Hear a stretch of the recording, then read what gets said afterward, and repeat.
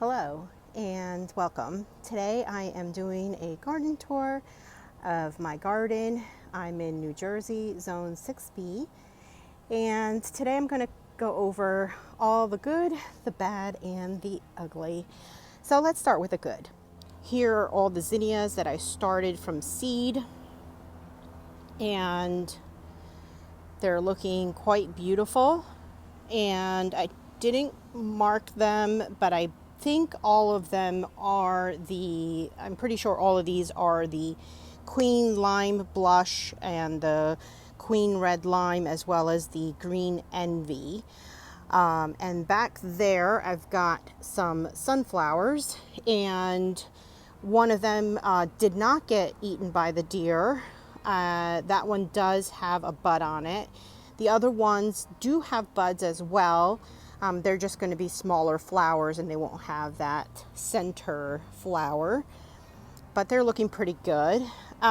This hollyhock here is starting to come back, and it's got a lot of rust, and I'm just really debating. I might just have to cut back a ton of the leaves out and see if some of the other ones grow. I've got two cosmos that are coming in. Straw flowers are putting out buds, and I'll show you more of those. And then these are the Oklahoma zinnias, and I still need to cut these. So I never actually pinched them back because I figured with this first flowering, I would consider that pinching. And same thing over here. And that way I'd get earlier blooms. Over here, I had a hollyhock, and with the recent rains from Elsa, we got a really big downpour, and the hollyhock got knocked down. And I really tried to stake it up, but it really was no good. Some of the stalks broke, and I just decided that it was best to just pull it out. I did replace it with a sunflower, and also back there a sea holly. Here is the hyacinth bean vine, and I keep adding another vine and another vine because it's not quite filling out the way I expected it to. And I don't know if perhaps that'll happen a little later, more like in the fall. But it's taking its time. Over here I have a ton of straw flowers, and there are beautiful, just these gorgeous pinks, and some of them are this orangey color and absolute looking stunning. They're just I really love them. And I also didn't pinch these back, so I will probably cut a few, take them inside, and then let more flowers come in. Back there I have two dahlias, and they look like they're doing very well, as well as the gladiolas. I don't see any signs though of buds yet for that one, for the gladiolas. I kind of don't see yet for the dahlias, but those should be coming soon. And then of course I have this clematis that I planted earlier in the year, and this is looking great and starting to bloom. And the gaura is still blooming as well, so this is looking quite beautiful in this corner here. In this over here, this little section here, I have all dahlias in here. The two dahlias back in the back, one of them completely rotted, so that's gone. And this one is barely putting on any growth. I do believe it's rotting as well. I sort of checked it a little bit, and yeah, it's not doing well. But I do have two of the same ones up here, and those are doing spectacular, as well as these two in the front, which they're already setting some buds. These the ones up front, but this one is so far behind for some reason. Again, this might be also possibly rotting out, but that's okay. I have plenty here. And this is the one that I had saved, the Penhill watermelon, and so far it's looking good. So let's hope for some blooms. We'll see how that goes. And this Astilbe has bloomed, and I really like it. The only thing I don't like is the way it's sort of flopped over, and it's not The spikes are like, it's almost like wind blown. So it's pretty. I just don't know why they're not standing up straight. But this Astilbe, it turns out this is the Chocolate Kiss, which I really, really wanted one of the bare roots last year to take hold, and I do have one. So I'm just loving this. It's so gorgeous, and I want to buy more next year and start those. This hydrangea is still just phenomenal. Love it. Can't say enough about it. This is just a workhorse, and it just keeps putting out more buds, and the blooms look spectacular on this. I still have some little violas that are popping up here and there. We had a little bit of a cool weather, and then I do have a phlox that's flowering. It's very tiny, but loving the color on that one. Over here I have some foxgloves that self-seeded. That was from one that I bought last year from Walmart. So that was exciting to see. And then over here, I have no idea which ones are actually things I planted versus weeds. So I'm giving things time to grow before I decide what's a weed and pull it out. So yeah. And then the foxgloves over here are finished.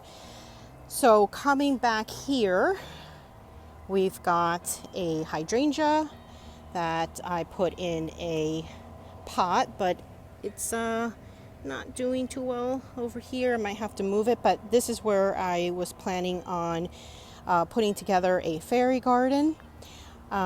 Everything here is starting to finally put on some growth. I did put in some zinnias in here, and let's see, I have a lot of these white hyssop or agastache, however you want to call it.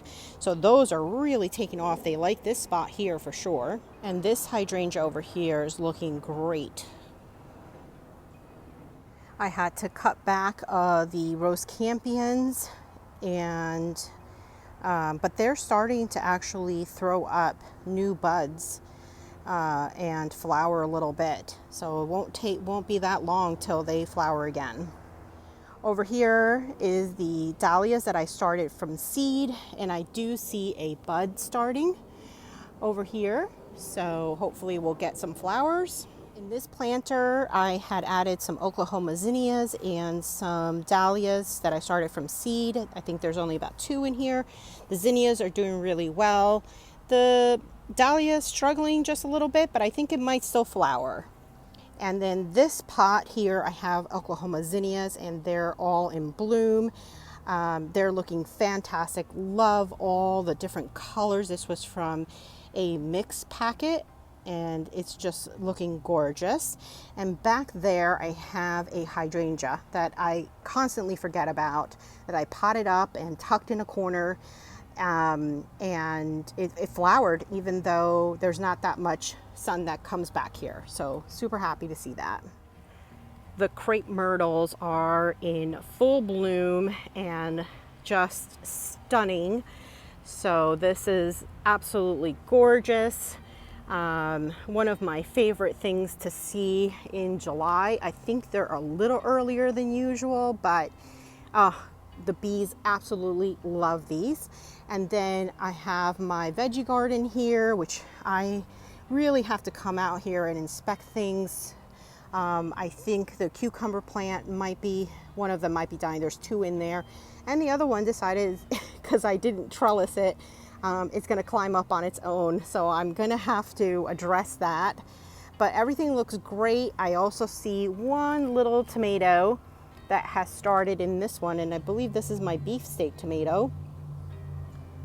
So really happy, and I have tons of zucchinis that are starting in this. Matter of fact, I think I have to pick one in there too.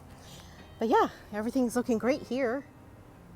The snow-capped daisies are done blooming. I do have to cut these back. The St. John's wort, putting out blooms. This year it didn't bloom as prolific.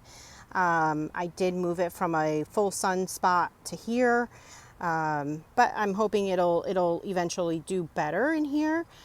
The hydrangeas just looking spectacular. This is gorgeous. Love all the color in it, the various colors as it's changing, all the colors. And then I've got one gladiola that is blooming and just looking absolutely gorgeous. Now, all my other ones, I would have had a really beautiful something to show you, but the deer came and literally ate every single bloom stalk I had. And we had sprayed. We had sprayed, but it's been raining like crazy.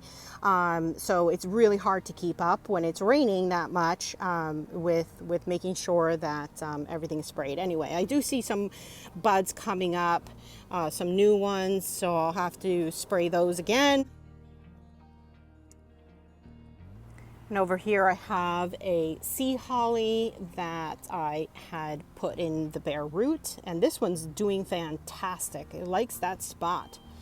So glad about that. And then I did transplant my winter sown foxgloves, and these are looking really good. Some of them are better than others, and that's looking great.